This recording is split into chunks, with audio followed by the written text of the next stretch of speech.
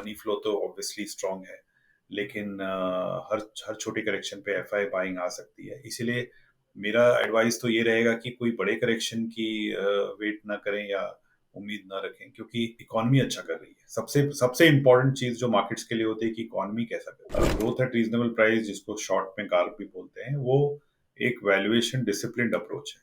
इसका मतलब ये है कि हम उन मोमेंटम सेक्टर्स या बहुत हाईली एक्सपेंसिव सेक्टर्स को न लेते हुए हम ऐसे स्टॉक्स की सेलेक्ट करते हैं और ऐसे सेक्टर्स को सेलेक्ट करते हैं जिसमें कि हमें 3 साल की विजिबिलिटी हो और वैल्यूएशन रीजनेबल हो और वैल्यूएशन उसको फैक्टर इन नहीं कर रहा हो। हमारा जो स्मॉल कैप फंड है, अगर आप जैसे अभी इंडस्ट्री में काफी डेटा भी हमने डिस्क्लोज किया है स्ट्रेस टेस्ट के अंतर्गत, उसमें अगर आप देखेंगे तो हमारा जो स्मॉल कैप फंड है वो 95% स्मॉल कैप है। कुछ सेक्टर्स ऐसे हैं जो कि कम सिक्लिकल होते हैं, जो कि आपका पहला प्रश्न था। जैसे मुझे लगता है बैंकिंग एक, हालांकि सिक्लिकल है और कुछ बड़ी इवेंट्स हो सकती हैं negative, but by and large एक इकोनॉमी के साथ ग्रो करने वाला सेक्टर है। दूसरा है कंजम्पशन, जो कि इंडिया में काफी कंपनीज हैं, काफी अपॉर्चुनिटीज हैं कि consumption driven economy, consumption driven जो सेक्टर्स हैं, कि हमारी मतलब पूरी इंडस्ट्री की जो ट्रैक रिकॉर्ड है स्मॉल कैप फंड में, वो बहुत अच्छी है और उन्होंने अपने बेंचमार्क को काफी कन्विंसिंगली बीट किया है। तो वहाँ पैसिव में उतना बेनिफिट नहीं है जितना कि थीमेटिक में हो या थोड़ा बहुत लार्ज कैप में हो, क्योंकि सबसे बड़ी जो प्रॉब्लम होती है इक्विटी इन्वेस्टिंग में, वो बिहेवियर की होती है कि आप गलत समय पे एग्जिट करके और गलत समय पे एंट्री करें। ये सबसे बड़ा मिस्टेक हो सकता है।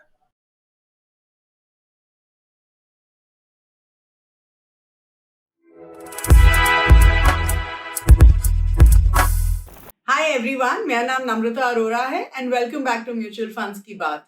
म्यूचुअल फंड्स की बात में हम ग्लोबल और Indian economic conditions, commodities, stock markets, mutual funds, इन सब के बारे में बात करते हैं। तो आज हमारे साथ है mister Rahul Singh, who is the chief investment officer, CIO Equities at Tata Asset Management. With over 27 years of investment experience, Rahul Singh joined Tata Asset Management in October 2018 as CIO Equities, leading the fund management and equity research teams. In his previous role at Ampersand Capital Investment Advisors LLP, Rahul was a managing partner. He has also worked with many reputed financial institutions like Standard Chartered Securities and Citigroup Global Markets India as head of equity research. Mr. Rahul Singh is a Bachelor of Technology in Mechanical Engineering from IIT Bombay and an alumnus of IIM Lucknow, where he pursued his Master of Business Administration in Finance and Financial Management Services. Hello everyone and welcome back to Mutual Funds की बात. Thank you so much for joining us again today.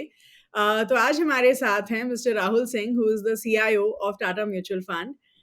Hi Rahul and welcome to the show again. Thank you so much for giving us your time. We are truly looking forward to listening to all your wonderful answers.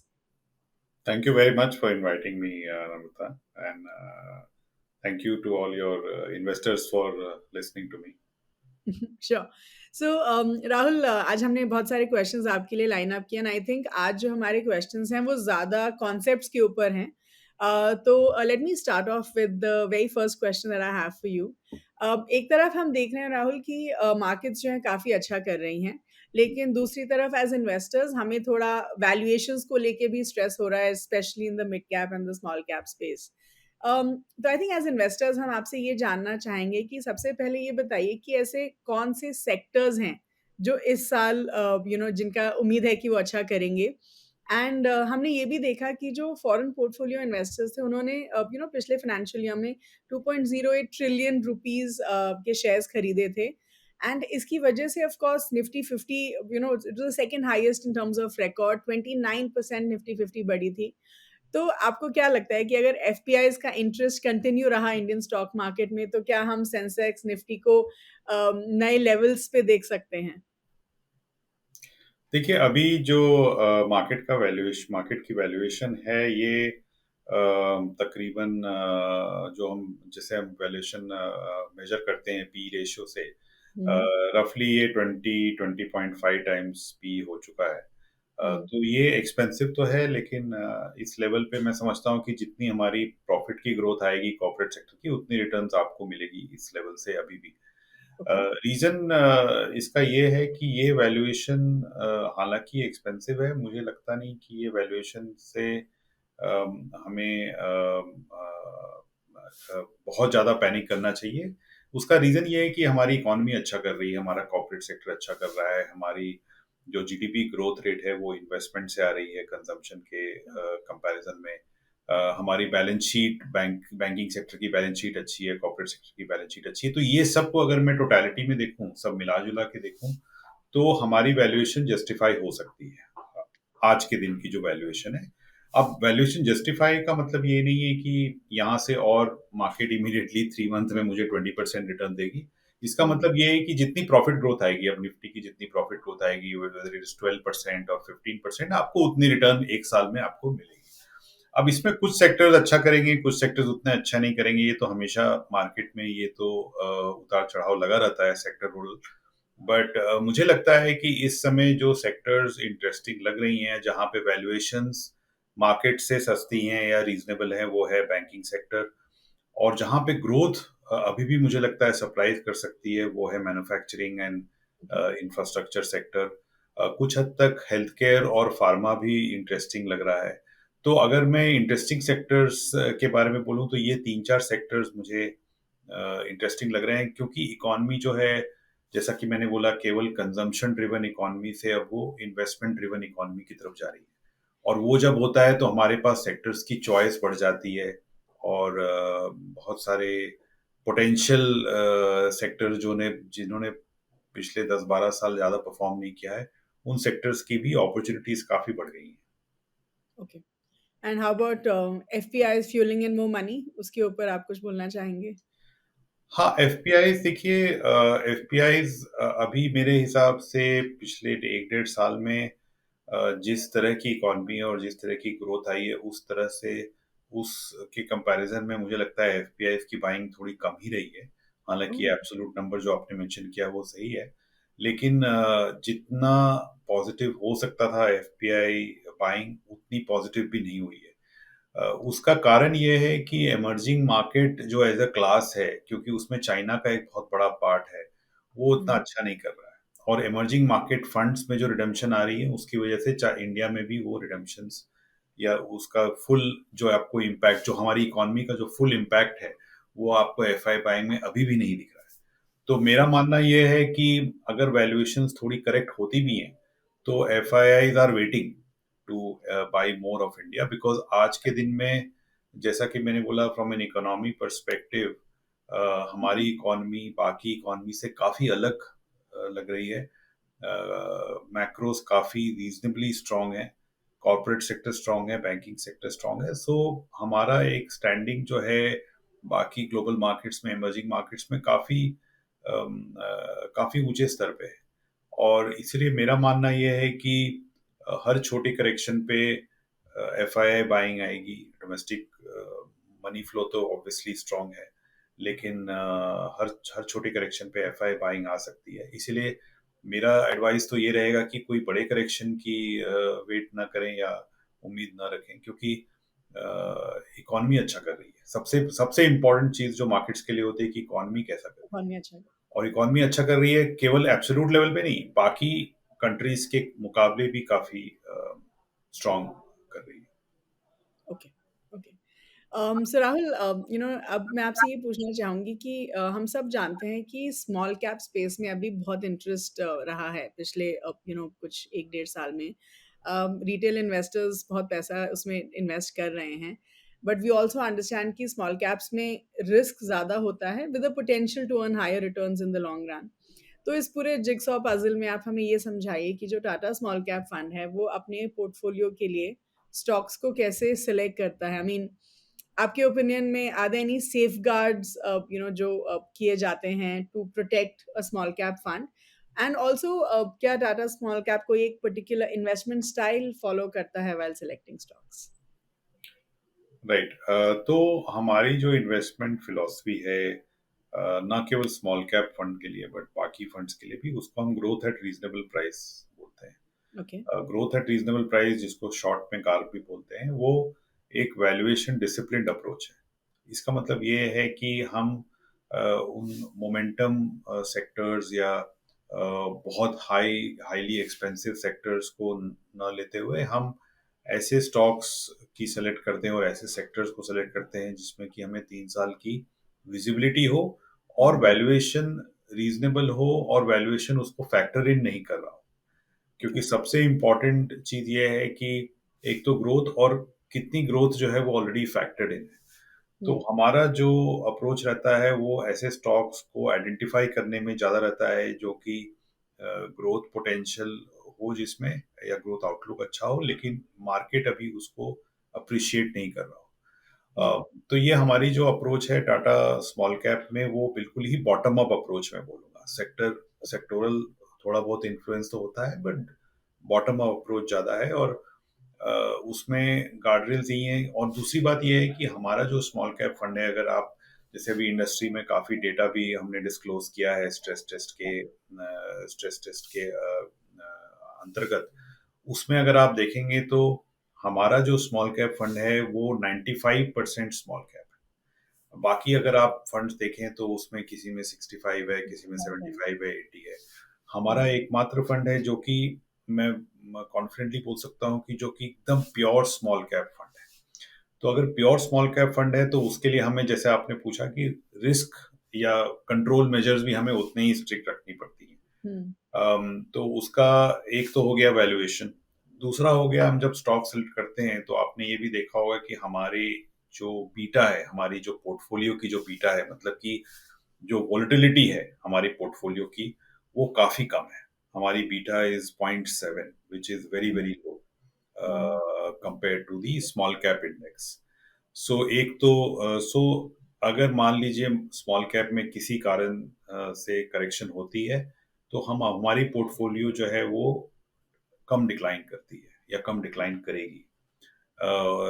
और उस हिसाब से, चूंकि हम pure small cap हैं, हमें वो करना भी जरूरी है कि इन्वेस्टर का जो एक्सपीरियंस है वो ठीक रहे स्मॉल कैप। हम्म, क्योंकि काफी इन्वेस्टर जब स्मॉल कैप फंड में इन्वेस्ट करते हैं, काफी लोगों को तो पता है कि स्मॉल कैप में हाई रिस्क है, बट काफी लोगों को नहीं भी पता है। तो एक तो जॉब है रेगुलेटर का और हमारा स्ट्रेस टेस्ट करके कि लोगों को वो अवेयर कराएं। दूसरा हमारा जो जॉब होता है वो कि हम अपने पोर्टफोलियो लेवल पे ऐसा क्या कर रहे हैं जिससे कि वो रिस्क कम हो जाए, वोलेटिलिटी कम हो जाए। तो ये जो दो तीन चीजें हैं, ये टाटा स्मॉल कैप में काफी, आई वुड से, डिफरेंट है compare to other small caps. I think काफ़ी ज़्यादा जो एएमसीज हैं उनका स्मॉल कैप फंड में स्मॉल कैप स्टॉक्स के अलावा लार्ज कैप भी रहते हैं to manage the liquidity risk, right? Yes. तो इसमें क्योंकि आप बोल रहे हैं 95% स्मॉल कैप स्टॉक्स हैं, तो आप वो लिक्विडिटी रिस्क को कैसे मैनेज करते हैं फिर? देखिए, अच्छा क्वेश्चन है ये। लिक्विडिटी रिस्क ऑब्वियसली हमें ये देखना पड़ता है कि कितना पोर्टफोलियो लिक्विड है। अब जैसे स्ट्रेस टेस्ट की रिजल्ट्स को देखें तो हम्म, हमारी 25% of the portfolio can be sold in 17 days. तो ओके। मैं मानता हूं कि वो काफी कंफर्टेबल है। अभी भी मुझे ऐसा नहीं लगता कि ये ऐसे लेवल पे है जहाँ की हम लिक्विडिटी या लिक्विडिटी के पॉइंट ऑफ व्यू से हमें चिंता करने की जरूरत है। दूसरा कारण इसका ये है कि हमारी जो बुक है या हमारी जो इन्वेस्टर बेस है वो बहुत ग्रैनुलर है, बहुत ही छोटे छोटे SIPs और STPs से बनी हुई है। और इसमें मैं देखूं तो जो हमारे टॉप 10 इन्वेस्टर्स होंगे स्मॉल कैप हम्म, फंड में, वो केवल 3% ऑफ दी फंड है। तो हम्म, तो कंसंट्रेशन रिस्क बिल्कुल नहीं है। कहने का मतलब ये कि मुझे वो सिनेरियो नहीं लगता है कि 25% रिडम्पशन 17 दिन में आ जाए या 18 दिन में आ एक साथ आएगा, हाँ। जाए। हाँ। तो उस हिसाब से 17 दिन मुझे लगता है काफी रीजनेबल है, स्पेशली बिकॉज हम 95% स्मॉल कैप फंड चला रहे हैं। अगर सो उसको उसको मद्देनजर रख के अगर हम देखें तो 17 days is not bad. Okay, alright. तो राहुल, अब मैं आपसे थोड़ा mid cap funds, large cap funds, इनके बारे में बात करना चाहूँगी, क्योंकि ये ऐसे एवरग्रीन फंड्स होते हैं जो एक इन्वेस्टर के कोर पोर्टफोलियो का हिस्सा हो सकते हैं। लेकिन जब हम बात करते हैं about mid cap funds and small cap funds, of course अभी मिड कैप में भी वैल्यूएशंस थोड़ी ज़्यादा ही हैं। तो आपके ओपिनियन में how important is a mid cap fund या फिर लार्ज कैप फंड एक इन्वेस्टर के पोर्टफोलियो में? सो विच मीन्स अगर मैं अपनी इन्वेस्टमेंट जर्नी अभी शुरू कर रही हूँ, तो क्या मेरे पोर्टफोलियो में मिड कैप या लार्ज कैप फंड्स होने चाहिए? And also help us understand कि कितना परसेंटेज एलोकेशन हम कर सकते हैं बोथ दीज कैटेगरीज? नहीं, बिल्कुल होना चाहिए। इनफैक्ट मेरा व्यू आज के दिन में अगर आज के मार्केट कॉन्टेक्स्ट में देखें तो मुझे लगता है लार्ज कैप में रिस्क रिवॉर्ड थोड़ा बेटर है मिड और स्मॉल कैप के कंपैरिजन में। मिड कैप की जो वैल्यूएशन है वो तकरीबन 30% प्रीमियम पे चल रही है लार्ज कैप के कंपैरिजन में, और स्मॉल कैप तकरीबन 15-20% प्रीमियम पे चल रहा है। क्या ये 30% प्रीमियम ऑफ मिड कैप 50 हो सकता है? बिल्कुल हो सकता है, लेकिन तब हम उसे बबल कहेंगे। ओके। इसलिए अगर 25-30% प्रीमियम है तो मुझे लगता है लार्ज कैप में risk reward is better. So my advice would be to keep large cap say 60% today, okay. mid cap 20 and small cap 20, or you can look at large and mid cap fund, या 80% and 20% small cap fund. That would be an ideal mix. अगर किसी को 100% equity में रखना है, so that will be an ideal mix according to me today. Mid and small cap although expensive है, मैं अभी भी उसमें 35-40% रखना चाहूंगा, क्योंकि जैसा कि मैंने पहले भी कहा, जो इकोनॉमी जिस दौर से गुजर रही है उस दौर में हमें सेक्टर्स की चॉइस जो मिड एंड स्मॉल कैप में मिलती है वो चॉइस हमें लार्ज कैप में नहीं मिलती है। तो या मिड एंड स्मॉल कैप हमें में भी हमें एक्सपोजर रखना पड़ेगा, because the way the economy is position and the way the economy is doing. Okay. Okay. Okay. So जब हम मिड कैप और लार्ज कैप की बात करते हैं, चलो ये लेट्स अज्यूम कि जो आपने एलोकेशन बोला वो एक फर्स्ट टाइम इन्वेस्टर के हिसाब से हम मान सकते हैं। सो डू यू थिंक एक सीजन्ड इन्वेस्टर के पोर्टफोलियो में भी इतना एलोकेशन होना चाहिए, 60% large cap, 20% mid cap, 20% small cap? हाँ, ये मैंने किसी फर्स्ट टाइम इन्वेस्टर या सीजन इन्वेस्टर के को दिमाग में रखते हुए नहीं बोला था। ओके। ये मैंने बोला था आज के मार्केट के कॉन्टेक्स्ट में मुझे ये आइडियल लगती है। अगर ओके। कोई फर्स्ट टाइम इन्वेस्टर है तो मे बी लार्ज कैप थोड़ा ज्यादा हो सकता है, लेकिन बहुत ज्यादा डिफरेंस मैं नहीं रखना चाहूंगा, क्योंकि आज जो हम इन्वेस्टर बेस भी है वो ज्यादातर करके SIP STP मोड से ही आ रहे हैं। तो उसमें बहुत ज़्यादा डिफरेंस नहीं होना चाहिए in the approach. Okay. But आज जो मार्केट लेवल्स हैं या जो वैल्यूएशन लेवल है उसमें मुझे ये मिक्स ठीक लग रहा है। अगर यही आप 3 साल पहले हम मुझसे पूछती तो मैं शायद स्मॉल कैप मिड कैप में ज़्यादा प्रोपोर्शन बोलता, क्योंकि तब वैल्यूएशंस काफ़ी रीजनेबल थी compare to large cap. Okay. So, Rahul, I think all of us understand the value of asset allocation. I think हम इसके बारे में जितना बोले उतना कम है. Asset allocation definitely हमारे portfolio risk को भी कम करता है, हमारे returns को balance out करता है. So help us understand कि ये जो 40-40-20 approach है, वो क्या है for asset allocation? And also, आप हमें ये बताइए अपने perspective से कि asset allocation कितना ज़रूरी होता है एक investor के लिए, और हम अपने पोर्टफोलियो को कैसे रीबैलेंस कर सकते हैं to come to a particular asset allocation जो हमने डिसाइड किया हुआ है? राइट, सो एसेट एलोकेशन का मतलब ये हुआ कि आप इक्विटी, डेट और मे बी गोल्ड हम्म। में आप कितना ओवरऑल एलोकेशन रखते हैं। कि जो अभी तक जो हमने बात की केवल इक्विटी को हम्म। मद्देनजर रख के की कि इक्विटी में आपका क्या डिस्ट्रीब्यूशन होना चाहिए, लेकिन इक्विटी और डेट का क्या डिवीजन होना चाहिए, ये 2-3 चीजों पे डिपेंड करता है। एक तो आपकी अपनी रिस्क एपेटाइट, आपकी अपनी पर्सनैलिटी, आप कितना रिस्क लेने के लिए तैयार हैं, आप कितने लॉन्ग टर्म है वर्सेस कितने शॉर्ट टर्म है, आप कितना पैनिक करते हैं, कितने इमोशनल हैं। हम्म। दूसरी बात ये है कि आपकी जो इनकम सोर्स है वो कैसी है, अगर आप सैलरीड हैं या वर्सेस नॉन सैलरीड हैं, बिजनेस है नॉन बिजनेस है, ये सब चीज़ों से रिस्क एपेटाइट भी डिपेंड डिपेंड डिटरमिन करता है। तीसरी बात है कि आपके एज पे डिपेंड करता है, आपकी नीड्स क्या है। अगर आप यंग हैं तो आप 100% इक्विटी भी रख सकते हैं if you are in 20s। As you go to 40s 50s 60s आपका एक ऑब्जेक्टिव हो जाता है कैपिटल प्रिजर्वेशन का, जो भी आपकी सेविंग्स है उसको कैसे प्रिजर्व करें। और थोड़ी सी गोल बेस्ड इन्वेस्टिंग ज़्यादा हो जाती है। तो एसेट एलोकेशन जो है एक सिंपल आंसर किसी के लिए नहीं है, लेकिन अगर आप अपने आप की रिस्क एपेटाइट को देखें, अपने आप के बिहेवियर को देखें, अपनी एज को देखें, अपनी इनकम प्रोफाइल को देखें, उसके बाद आपको डिसाइड करना चाहिए कि ये 60% इक्विटी एंड 40% डेट होना चाहिए, या उल्टा होना चाहिए, या 20% डेट एंड 80% इक्विटी होना चाहिए। बट रेंज जो है काफी वाइड हो सकती है। जो 40-40-20 अप्रोच जो जिसको कि हम जो कि मेरे हिसाब से आइडियल है एक एवरेज इन्वेस्टर के लिए। जब मैं एवरेज इन्वेस्टर बोलता हूँ तो मेरे हिसाब से समझिए वो एक salaried individual 40 years of age, 40-45 years of age is what my definition of an average investor is. It will be 40% in hybrid funds, so 40% in balance advantage fund और multi asset fund, जो कि आपको equity की volatility से बचा Right. सके और उसका फायदा भी उठा सके। और Sure. स्पेशली मल्टी एसेट जहां पे gold is also allocation. Sure. The next 40% can be pure equity, but large and mid cap, flexi cap, multi cap, that category जो कि पूरी एक डाइवर्सिफाइड कैटेगरी होती है।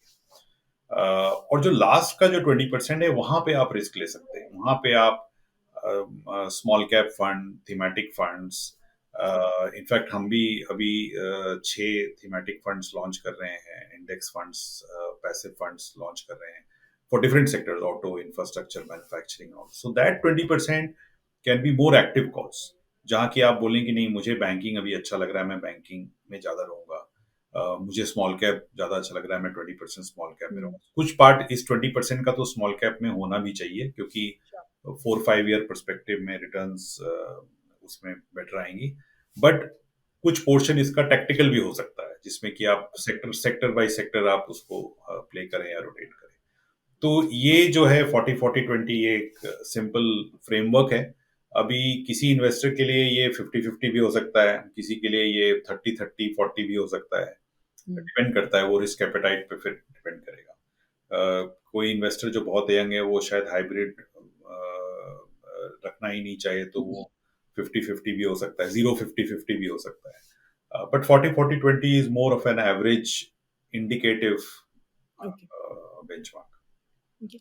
And also help us understand, Rahul, कि portfolio rebalancing का सबसे अच्छा तरीका क्या होता है? Can you help us with that? Portfolio rebalancing का तरीका तो देखिए, किसी भी लेवल पे I mean every 1 year you should re-evaluate आपकी जो इक्विटी डेट की पोर्शन क्या आ रही है, large mid cap small cap की क्या आ रही है, and then rebalance depending upon कि वैल्यूएशन कितना है, मार्केट में रिस्क कितना बढ़ गया है, या कितनी पोटेंशियल है, and you based on your own need. I mean, of course, Okay. based on your own need.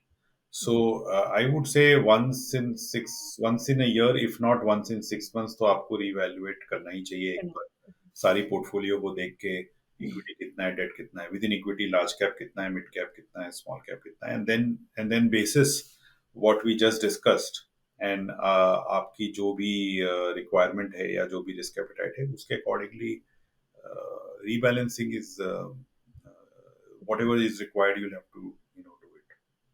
Sure. Okay. So, Rahul, you were just talking about the 20%, जो आपने last 20% बोला, उसके ऊपर थोड़ा focus करते हैं।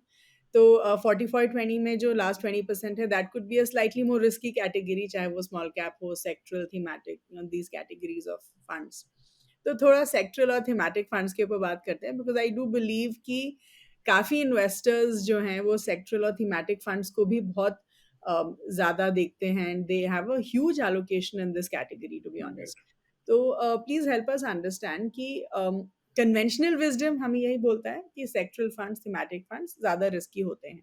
तो मान लीजिए मैं एक इन्वेस्टर हूँ और मैं सेक्टरल फंड्स और थीमेटिक फंड्स में इन्वेस्ट करना चाहती हूँ, तो सबसे पहले तो आप हमें ये बताइए कि अगर एक थीमेटिक फंड मैं सेलेक्ट करना चाहती हूँ, तो मैं कौन-सी थीम्स को देख सकती हूँ? Are there any evergreen themes which are available, right? जो बहुत साइक्लिकल ना हो। And also help us understand कि इन फंड्स में रिस्क क्या होता है, बिकॉज आई थिंक सारे निवेशकों को ये ज़रूर समझना चाहिए कि इनमें रिस्क क्या होता है before they really decide to invest in these categories. देखिए, सबसे पहले तो रिस्क की बात मैं करता हूँ कि ये चूंकि सेक्टर्स हैं, कभी कभी कुछ सेक्टर्स में प्रॉब्लम्स होती हैं, तो उसमें रिकवरी में टाइम लगती है। या जैसे कोविड के दौरान बैंकिंग सेक्टर में हुई, या फार्मा सेक्टर में पिछले 5-6 साल से डाउनटर्न चल रहा है, या आईटी सेक्टर में अभी स्लो डाउन चल रही है। तो फिर क्या होता है कि आपको सेक्टर फंड में देयरफॉर जब आप इन्वेस्ट कर रहे हैं, तो आपको 3 से 5 साल का व्यू ना लेके 1-2 साल का व्यू लेना पड़ता है। हम्म। बहुत लॉन्ग टर्म व्यू नहीं लेके रख सकते हैं। ओके। जनरली जनरली सारे सेक्टर सिक्लिकल होते हैं। कुछ सेक्टर्स ऐसे हैं जो कि कम सिक्लिकल होते हैं, जो कि आपका पहला प्रश्न था। जैसे मुझे लगता है बैंकिंग एक, हालांकि सिक्लिकल है और कुछ बड़ी इवेंट्स हो सकती हैं negative, but by and large एक इकोनॉमी के साथ ग्रो करने वाला सेक्टर है। हम्म। दूसरा है कंजम्पशन, जो कि हम्म। इंडिया में काफी कंपनीज हैं, काफी अपॉर्चुनिटीज हैं कि consumption driven economy, consumption driven जो सेक्टर्स हैं, इंडिविजुअल कंपनीज में साइकिल्स होती हैं, लेकिन ओवरऑल कंजम्पशन में उतनी डीप साइकिल्स नहीं होती। ओके। तो मेरा मानना है कि ये दोनों सेक्टर जो है एक एवरग्रीन के सेक्टर के नजरिए से देख सकते हैं। तीसरा जो सेक्टर में इसमें अभी ऐड करने लायक हो गया है, वो है मैन्युफैक्चरिंग सेक्टर, ओके। जहाँ की इंडिया में जो मैन्युफैक्चरिंग रिवाइवल हो रही है एक तरीके से, because of export, because of domestic demand, because of PLI, वो एक लंबा 3 से 5 साल का फेज हो सकता है। तो हालांकि मैन्युफैक्चरिंग भी सिक्लिकल होती है, लेकिन इस बार जो हमें आउटलुक दिख रही है वो थोड़ी लॉन्ग टर्म अच्छी दिख रही है। तो ये तीसरा अगर फंड उस कैटेगरी में मैं डालना चाहूँ जो कि कम सिक्लिकल हो, after banking and consumer, is manufacturing. जैसा कि मैं बोल रहा था कि इसमें काफी, जैसे हमारे तो सारे एक्टिव फंड्स हैं, कुछ पैसिव फंड्स भी हैं, हम भी 6 पैसिव फंड्स, इंडेक्स फंड्स, हमारा जो एनएफओ चल रहा है उसमें ये सारे सेक्टर्स में आपको एक्सपोजर लेने की अपॉर्चुनिटी मिलती है। Okay. And how about themes, Rahul? अगर मुझे कोई थीमेटिक फंड, जैसे आजकल बहुत सारी फेमस थीम्स हैं, राइट? चाहे वो ईएसजी हो या फिर इंफ्रास्ट्रक्चर एज अ थीम, तो इन जनरल थीम्स कैसे सेलेक्ट करें? बिकॉज आई वुड से कि शायद थीमेटिक फंड्स सेक्टरल फंड से थोड़े कम रिस्की होते हैं, अगर if we just do a comparison between these two categories, तो कोई ऐसी एवरग्रीन थीम्स हैं जिसमें हम इन्वेस्ट कर सकते हैं? अ, मेरे मेरे समझ से जो थीमेटिक और सेक्टर फंड्स की बात कर रहे हैं, वो मैं उनको इंटरचेंजेबल समझता हूँ, मतलब मैं उनमें ज़्यादा डिफरेंशिएट नहीं करना चाहूँगा। एक और फंड जैसे हमारा है टाटा बिजनेस साइकिल फंड, जो कि थीमेटिक कॉल्स लेता है एंड सारे थीम्स के बीच में या सारे सेक्टर्स के बीच में खुद ही रोटेट करता है, वो एक कैटेगरी है जो कि आप कंसिडर कर सकते हैं, क्योंकि उसको मैं थीमेटिक बोलूंगा, क्योंकि वो एक टॉप डाउन व्यू लेके हर सेक्टर, जो भी सेक्टर अच्छा है उसमें ज्यादा एक्सपोजर लेके is trying to create alpha. So that I would call it as a thematic, dividend yield is a thematic fund जहाँ पे PSUs की एक्सपोजर ज्यादा है और PSU में डिविडेंड yield भी ज्यादा है। सो ये एक दो कैटेगरीज हैं जो मैं थीमेटिक में बोलूंगा, बाकी जो इंफ्रास्ट्रक्चर और वो सब मैं सेक्टोरल में ही उसको काउंट करता हूँ। Okay, fair enough. Now, I'm going to talk a little bit about SIPs with you, क्योंकि I think SIP, of course, हम सब जानते हैं, एक wonderful approach है. And I think अगर आप SIP करते हैं तो आप अलग अलग मार्केट लेवल्स पे you can average out the number of units. लेकिन ये माना जाता है कि जब मार्केट्स नीचे हैं तो SIP ज़्यादा इफेक्टिव रहती है, लेकिन एट द सेम टाइम जब मार्केट्स बढ़ रही होती है तो SIP is dragging its feet. तो आपके ओपिनियन में मेरे पोर्टफोलियो में अगर मैं एसआईपीज के थ्रू इन्वेस्ट कर रही हूँ तो will it be a value add? अगर मार्केट बढ़ रहा है तो तब भी के एसआईपीज मेरे पोर्टफोलियो में वैल्यू एड करेंगे? And also help us understand कि वेल्थ क्रिएशन में एसआईपीज एक इन्वेस्टर की जर्नी को कैसे बूस्ट कर सकती है. देखिए, एसआईपी इसलिए जरूरी है कि we cannot predict corrections and neither can we predict rallies.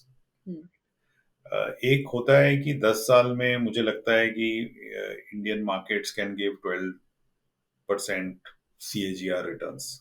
CAGR मतलब हर साल एनुअलाइज रिटर्न जो है 12%। लेकिन उसमें क्या होता है, उतार चढ़ाव होता है। अभी जैसे हम काफी दिन से हम एक तरीके से आपने केवल चढ़ाव ही देखा है, डिक्लाइन नहीं देखी है ज्यादा। इसलिए ये फीलिंग है लोगों में कि एसआईपी में शायद उतनी रिटर्न नहीं आई, अगर हमने लमसम डाला हो तो ज्यादा रिटर्न आती, लेकिन ये हाइंडसाइट में हाइंडसाइट में बोलना ज़्यादा आसान होता है। हम्म, क्योंकि जब आप उसको पॉजिटिवली, इट्स लाइक सेइंग कि ग्लास हाफ एम्प्टी या ग्लास है फुल। कम से कम आपने एसआईपी तो किया। कुछ लोग तो जो साइड लाइन में बैठे थे वो वेट करते रहे करेक्शन का। तो जो हम्म, लोग एसआईपी कर रहे थे वो उनसे तो बेटर हैं जो लोग करेक्शन का वेट करते रह गए। सो दोनों इसके दो पहलू हैं देयरफॉर। एंड देयरफॉर हमेशा हमें ये नहीं देखना चाहिए कि हमने क्या लूज किया या क्या खोया। अगर आपने एसआईपी किया तो आप कम से कम मार्केट में बने रहे, बने रहे। even when it was going up. So I think that is the positive way to look at it. Because I know so many people, कितने सारे लोग जो ये वेट कर रहे हैं कि लमसम मुझे डालना है लेकिन मार्केट को थोड़ा करेक्शन होने दीजिए। लेकिन जब क्या होता है कि जब मार्केट करेक्ट होती है तो आप उस इमोशनल स्टेट में आप वो इन्वेस्ट भी नहीं कर पाते हैं। हम्म, आप और वेट करते हैं, जबकि एसआईपी में वो आपके पास एक तरीके से बोलिए चॉइस नहीं है। yeah, So when market corrects, आपका addition money will go again, and that will go at a good level. So इसीलिए एसआईपी में लॉन्ग पीरियड में अगर मैं देखूं तो वो जो 12% रिटर्न जो हम्म, एक लमसम डालने से 10 साल में मिलेगा, एसआईपी में मुझे लगता है उससे ज्यादा मिल सकता है। और उससे भी अगर बेटर प्रोडक्ट अगर मैं बोलूं जिसमें कि हमें वॉलेटिलिटी का फायदा उठ सकता है, वो आपके balance advantage fund, dynamic asset allocation funds हैं जो एक्चुअली मार्केट गिरने पे इक्विटी एलोकेशन बढ़ा देते हैं। तो there are ways to maximize your return from SIP also. So now क्योंकि हम इतना वॉलेटिलिटी के बारे में बात कर रहे हैं, आई थिंक काफ़ी ऐसे इन्वेस्टर्स होंगे जिन्होंने शायद अपनी ज़िंदगी में वॉलेटिलिटी नहीं देखी होगी, अगर वो काफ़ी न्यू इन्वेस्टर्स हैं। और ऐसे भी हमारे जैसे इन्वेस्टर्स हैं जो 20 साल से इन्वेस्ट कर रहे हैं, जिन्होंने बहुत मार्केट साइकिल्स देखी हैं। So help us understand Rahul कि अगर हम मार्केट वॉलेटिलिटी के टाइम में एक अच्छा स्ट्रॉन्ग म्यूचुअल फंड पोर्टफोलियो बनाना चाहते हैं, तो व्हाट आर द पैरामीटर्स, अ, या ऐसे बता सकते हैं कि ऐसी कौन सी कैटेगरीज ऑफ फंड्स हो सकते हैं जो मार्केट वॉलेटिलिटी को काउंटर बैलेंस कर सकते हैं? Of course we spoke about BAF, so maybe you can tell us a little more about it, या फिर Yeah, हेल्प अस अंडरस्टैंड कि एक म्यूचुअल फंड पोर्टफोलियो इस वॉलेटिलिटी को काउंटर करने के लिए कैसे बनाओ? करेक्ट। तो इसलिए जैसे मैंने बोला था 40% एलोकेशन होना चाहिए बैफ या मल्टी एसेट फंड में, या क्योंकि वो आपको वॉलेटिलिटी से पूरी तरीके से प्रोटेक्ट करता है। ओके। 40 का 50 भी कर सकते हैं अगर आपको, if that is your primary objective. अगर प्राइमरी ऑब्जेक्टिव है कि इस लेवल पे मुझे वॉलेटिलिटी से ज्यादा प्रोटेक्ट करना है और मुझे रिटर्न पोटेंशियल हमेशा नहीं ढूंढना है, तो ओके। वो 40% can go higher. That is the best segment okay. In my view. The other segment is कि आप large and mid cap category में रहें ज्यादा, स्मॉल कैप एक्सपोजर कम रखिए, क्योंकि वॉलिटिलिटी नेचुरली लार्ज कैप में कम होगी। और आज वैल्यूएशन भी मैं अगर देखूं तो लार्ज कैप वैल्यूएशन ज्यादा रीजनेबल दिख रहा है मुझे। श्योर। सो अगर वॉलिटिलिटी इज मेन ऑब्जेक्टिव और return maximization is secondary objective, hmm. then combination of BAF and large cap, large. या combination of BAF and large and mid cap hmm. Best option है आज के दिन okay. So then मतलब अगर मैं short term perspective से देख रही हूँ तो बस ये 2 या 3 कैटेगरीज बहुत हैं, उससे ज़्यादा मुझे नहीं में। उससे देखना। ज्यादा, हाँ, उससे ज्यादा जरूरत नहीं है ओके, वॉलिटिलिटी परस्पेक्टिव से। Fair enough. ओके। तो अभी जो some time back we were also talking about passive funds, आपने एक क्वेश्चन के जवाब में थोड़ा पैसिव फंड्स पे टच अप किया था, तो let's talk a little bit about that. Help us understand कि अगर मैं मेरे पास एक्टिव फंड्स का भी ऑप्शन है, पैसिव फंड्स का भी ऑप्शन है, सो मैं इन दोनों में कैसे सिलेक्ट करूँ? I think all of us understand कि ये दोनों कोएग्जिस्ट कर सकते हैं। ऐसा नहीं है कि you you have to pick one over the other. Yes. लेकिन हेल्प अस अंडरस्टैंड कि कैसे एक active fund versus passive fund coexist कर सकते हैं? How is that possible? And also जब हम एक पैसिव फंड सेलेक्ट करते हैं तो हमें क्या देखना चाहिए? राइट? क्योंकि एक लार्ज कैप पैसिव फंड लें, मिड कैप लें, स्मॉल कैप लें, एंड विदिन लार्ज कैप भी अगर लेना है तो व्हिच इंडेक्स टू फॉलो? तो आप इस पे थोड़ा हमें बताइए। सो पैसिव फंड्स का जो यूज जो मुझे दिख रहा है या जो बेनिफिट दिख रहा है वो दो तीन कैटेगरी में दिख रहा है। हुँ, एक तो लार्ज कैप में कि क्योंकि लार्ज कैप में potential to outperform is less, हालांकि 3 साल में हमारे फंड ने तो अच्छा आउट परफॉर्म किया है टाटा लार्ज कैप। इंडेक्स, तो वो एक ऑप्शन हो जाता है कि भाई एक निफ्टी का एक्सपोजर चाहिए, एक ओवरऑल मार्केट एक्सपोजर चाहिए, तो Nifty 50 is a good option, okay. या निफ्टी 50 इंडेक्स या ईटीएफ।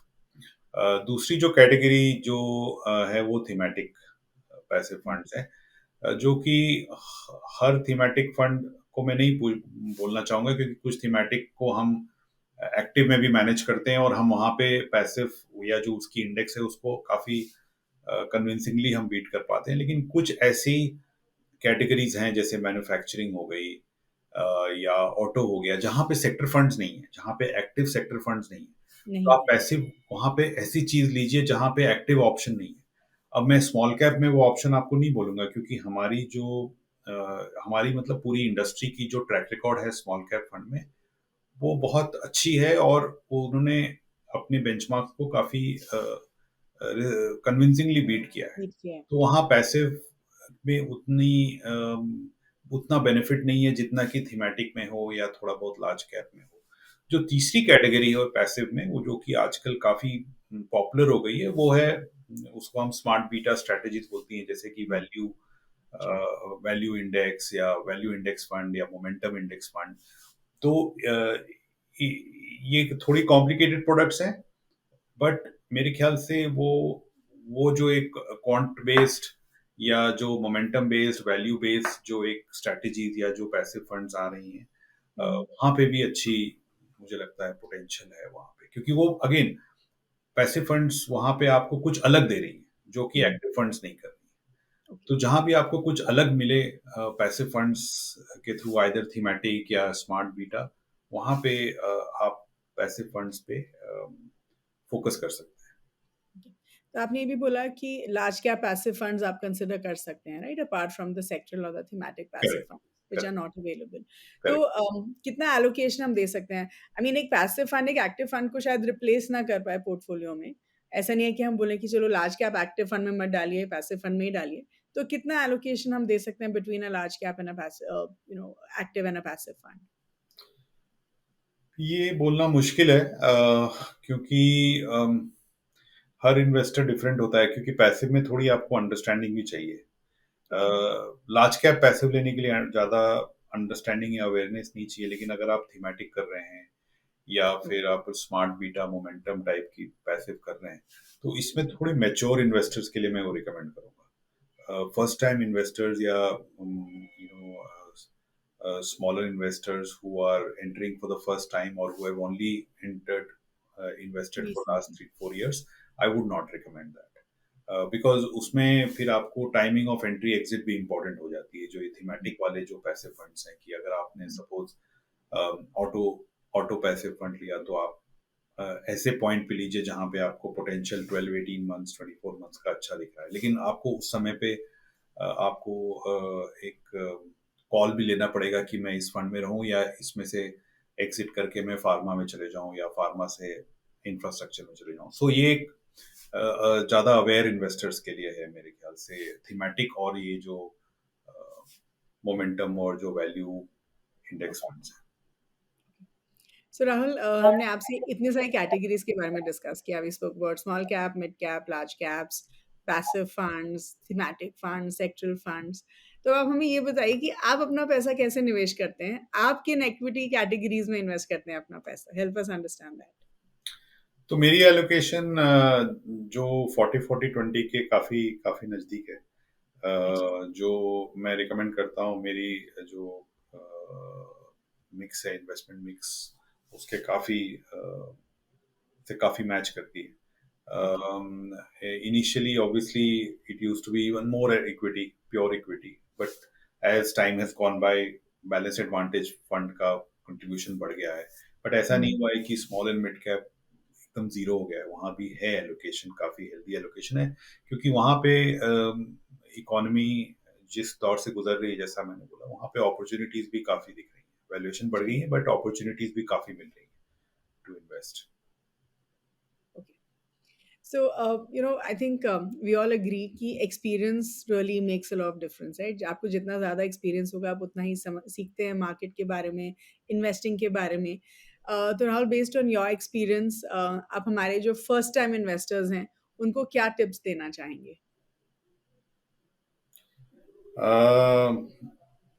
मेरे ख्याल से एसआईपी तो एक बहुत मेजर टिप है, क्योंकि आपको ये नहीं देखना है कि आप क्या मिस कर रहे हैं, आपको ये देखना है कि आप एक कॉन्स्टेंटली इन्वेस्ट कर रहे हैं। क्योंकि सबसे बड़ी जो प्रॉब्लम होती है इक्विटी इन्वेस्टिंग में, वो बिहेवियर की होती है कि आप गलत समय पे एग्जिट करके और गलत समय पे एंट्री करें, ये सबसे बड़ा मिस्टेक हो सकता है। एंड उसका जो इम्पैक्ट होता है वो मार्केट के करेक्शन से ज्यादा इम्पैक्ट आपके पोर्टफोलियो पे वो हो सकता है कि आपने गलत लेवल पे एंटर किया और गलत लेवल पे एग्जिट किया, in in excitement and in panic respectively. So इसलिए एसआईपी फर्स्ट टाइम इन्वेस्टर्स के लिए तो उसका उसका कोई रिप्लेसमेंट नहीं है मेरे ख्याल से। दूसरी एडवाइस तो ये है कि एक एसेट एलोकेशन पे भी ध्यान रखें, बिकॉज काफी फर्स्ट टाइम इन्वेस्टर्स आज केवल यंग नहीं है, कुछ ओल्डर पीपल भी हैं, कुछ ऐसे हैं जिनकी इनकम प्रोफाइल डिफरेंट है, रिक्वायरमेंट्स डिफरेंट है। तो एक एसेट एलोकेशन पे भी ध्यान रखें, क्योंकि डेट में भी रिटर्न्स रीजनेबल हैं। तो ऐसा ना हो कि आप अपने रिस्क के मुताबिक काम ना करें और आप इक्विटी को ऐसे ट्रीट करें कि उसमें रिटर्न एकदम गारंटीड है। किसी भी इक्विटी प्रोडक्ट में रिटर्न गारंटीड नहीं होती है। तो तो वो एक ध्यान में रखें, क्योंकि मैंने देखा है पिछले 2-3 सालों में एक तरीके का बिहेवियर कि कुछ लोग इक्विटी को ऑलमोस्ट गारंटीड रिटर्न्स मान के चल रहे हैं कि भाई इसमें 15-20% रिटर्न आना ही है। तो I think that realization has to be there. Okay, okay. And since we were talking about experience, I'm sure you will agree with me कि आपने भी इतने सालों से जो आप इन्वेस्ट कर रहे हैं, कुछ गलतियां होंगी, कुछ सीख होगी। तो ऐसी कौन सी गलतियां या सीख हैं जो आप हमें बताना चाहेंगे? देखिए, शुरू शुरू में आप जो है प्रोडक्ट्स बहुत जल्दी जल्दी अपने, या म्यूचुअल फंड्स की पोर्टफोलियो है बहुत जल्दी जल्दी आप ऐड करते हैं, बहुत हम्म, सारे फंड्स हो जाते हैं, बहुत सारी कैटेगरीज हो जाती हैं जिनकी जरूरत नहीं है। आपको हम्म, जरूरत है हाइब्रिड फंड्स की, कुछ large and mid cap and flexi cap kind of funds की, एंड देन आपको जरूरत है वो 20% जो कि मैंने बोला, जिसमें कि थीमेटिक और स्मॉल कैप आता है। तो yeah, आपको सिंपल रखना है, क्योंकि हम्म, आप जितनी जितनी ज्यादा ट्राई करेंगे एंड 15 टाइप के फंड्स ले लेंगे और 20 उस पर हर कैटेगरी फंड में आप दो दो फंड्स ले लेंगे, तो मतलब उससे कुछ ज्यादा अचीव नहीं होता है। So you have to keep it simple, and that is my only kind of learning from my own experience which I can give. okay. And any book recommendations for our viewers? Um, Book recommendation, I would say that Nassim Taleb की Fooled by Randomness I think एक hmm, अच्छी book है, क्योंकि उसमें काफी clarity से लिखा है कि सब कुछ चीजें लक पे भी डिपेंडेंट होती हैं। हम्म, And इसीलिए एसआईपी, और अगर आप सिस्टमैटिक तरीके से करें तो आपको लक फैक्टर को आप एलिमिनेट कर रहे sure, हैं। And that is one of the things which I believe in also. sure. Wonderful. Thank you so much, Rahul. Thank you for your time. I do hope and I'm actually very sure that हमारे viewers को ये episode बहुत अच्छा लगेगा, क्योंकि हमने बहुत सारे topics पे touch up किया, and I think आज हमने ज़्यादा concepts के ऊपर discuss किया. So thank you so much, Rahul, and we hope to get you back on our show soon. Thank you. Thank you, Namrata, and thank you to your viewers. Thank you. Wow, what a wonderful and knowledgeable conversation that was with Mr. Rahul. I'm sure आप सबको ये episode बहुत अच्छा लगा होगा, and I'm sure you had some amazing learnings from this episode. तो जल्दी से जो भी हमने पॉइंट्स डिस्कस किए मैं आपके लिए समराइज कर देती हूँ। तो सबसे पहले हमने मिस्टर राहुल के साथ टाटा स्मॉल कैप फंड के बारे में डिस्कस किया, एंड वी आस्क्ड हिम कि टाटा स्मॉल कैप फंड में जो स्टॉक्स हैं उनका सिलेक्शन कैसे किया जाता है। तो मिस्टर राहुल सेज कि एज अ फंड हाउस ये गार्प इन्वेस्टमेंट स्ट्रैटेजी फॉलो करते हैं, which is growth at reasonable price, which means कि जो मोमेंटम स्टॉक्स होते हैं या ओवर वैल्यूड स्टॉक्स होते हैं उनको पिक नहीं किया जाता है। और इस फंड में जो है बॉटम अप अप्रोच फॉलो करी जाती है to select the right stocks. He also says कि जो टाटा स्मॉल कैप फंड है वो एक true to the label small cap fund है, क्योंकि उसमें काफी ज्यादा एलोकेशन स्मॉल कैप स्टॉक्स को दी गई है। फिर हमने थोड़ा लार्ज कैप फंड्स के बारे में डिस्कस किया, एंड मिस्टर राहुल सेज कि अभी अगर हम देखें तो लार्ज कैप स्टॉक्स जो है उनका रिस्क रिवॉर्ड रेशियो बेटर है compare to mid cap and small cap stocks. लेकिन एक इन्वेस्टर के पोर्टफोलियो में लार्ज कैप के साथ मिड कैप और स्मॉल कैप भी होना चाहिए because of the growth potential in the Indian economy. फिर हमने मिस्टर राहुल से थोड़ा 40-40-20 रूल के बारे में डिस्कस किया, जो एक स्ट्रैटेजी है that you can follow for asset allocation.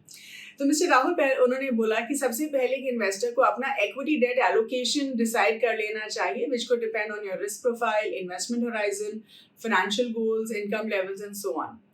उसके बाद आप अपने पोर्टफोलियो में 40% एलोकेशन जो है हाइब्रिड फंड्स को दे सकते हैं, which could be balanced advantage funds या फिर मल्टी एसेट एलोकेशन फंड्स। अगला 40% आप प्योर इक्विटी फंड्स में दे सकते हैं, which could be large cap funds, flexi cap funds, mid cap funds and so on. और आखिरी का 20% एलोकेशन आप स्मॉल कैप फंड्स या सेक्टरल फंड्स, थीमेटिक फंड्स में कर सकते हैं। बट ही ऑल्सो सेज कि ये जो 40-40-20 रूल है, ये एक जनरल गाइडलाइन की तरह यूज कर सकते हैं फॉर असेट एलोकेशन। ये सेट इन स्टोन नहीं है और हर इन्वेस्टर के लिए ये वेरी कर सकता है based on multiple factors. Ideally एक इन्वेस्टर को जो है अपने पोर्टफोलियो को साल में एक बार रीबैलेंस करना चाहिए और better so at least once in 6 months अपने पोर्टफोलियो को वो रीबैलेंस कर सकते हैं। फिर हमने मिस्टर राहुल के साथ थोड़े एसआईपी के बारे में डिस्कस किया, द फैक्ट कि क्या एसआईपी एक अच्छी अप्रोच मानी जा सकती है जब मार्केट्स ऊपर जा रही हैं। तो मिस्टर राहुल सेज कि आइडियली एसआईपीज बहुत जरूरी होते हैं क्योंकि हम जो है स्टॉक मार्केट करेक्शन या स्टॉक मार्केट रैलीज को प्रोटेक्ट नहीं कर सकते हैं। तो instead of waiting on the sidelines कि जब मार्केट करेक्ट होगी तब मैं उसमें इन्वेस्ट करूंगा, आप एसआईपीज के जरिए कंटिन्यूअसली अपना इन्वेस्टमेंट जारी रख सकते हैं। He also says कि SIP अप्रोच के थ्रू आप बेटर रिटर्न्स बना सकते हैं over the long run compare to the lump sum approach. फिर हमने मिस्टर राहुल से उनके पोर्टफोलियो के बारे में डिस्कस किया and his investments, and he says कि वो 40-40-20 अप्रोच अपने इन्वेस्टमेंट्स में फॉलो करते हैं, जहां उन्होंने balance advantage funds, mid cap funds और स्मॉल कैप फंड्स में इन्वेस्ट किया हुआ है। फिर हमने मिस्टर राहुल से उनकी कुछ लर्निंग्स के बारे में पूछा from equity investments, and mister Rahul says कि सबसे पहले सही असेट एलोकेशन सेट करना बहुत जरूरी है और सही एक्सपेक्टेशन सेट करना फ्रॉम योर इक्विटी इन्वेस्टमेंट्स वो भी बहुत जरूरी है। ही सेज कि आपको जो है एसआईपीज के थ्रू कंटिन्यूसली इन्वेस्ट करना चाहिए और अपने इक्विटी इन्वेस्टमेंट में लॉन्ग टर्म के लिए इन्वेस्टेड रहना चाहिए। ही ऑल्सो सेज कि जब आप म्यूचुअल फंड सेलेक्ट करते हैं तो सिर्फ वही म्यूचुअल फंड सेलेक्ट करिए जो आपको आपकी फाइनेंशियल गोल्स को अचीव करने में मदद करेगा, विच बेसिकली मीन्स कि बहुत सारे म्यूचुअल फंड्स में इन्वेस्ट करने की जरूरत नहीं है। एंड ही ऑल्सो सेज कि अपनी इक्विटी इन्वेस्टमेंट्स को आपको सिंपल रखना चाहिए। So that was about it in this particular episode. I do hope you guys had a wonderful learning experience. So please do join us next week as well. Please do like this video, share it with everyone, and do subscribe to the Grow Mutual Fund channel. And thank you so much for watching.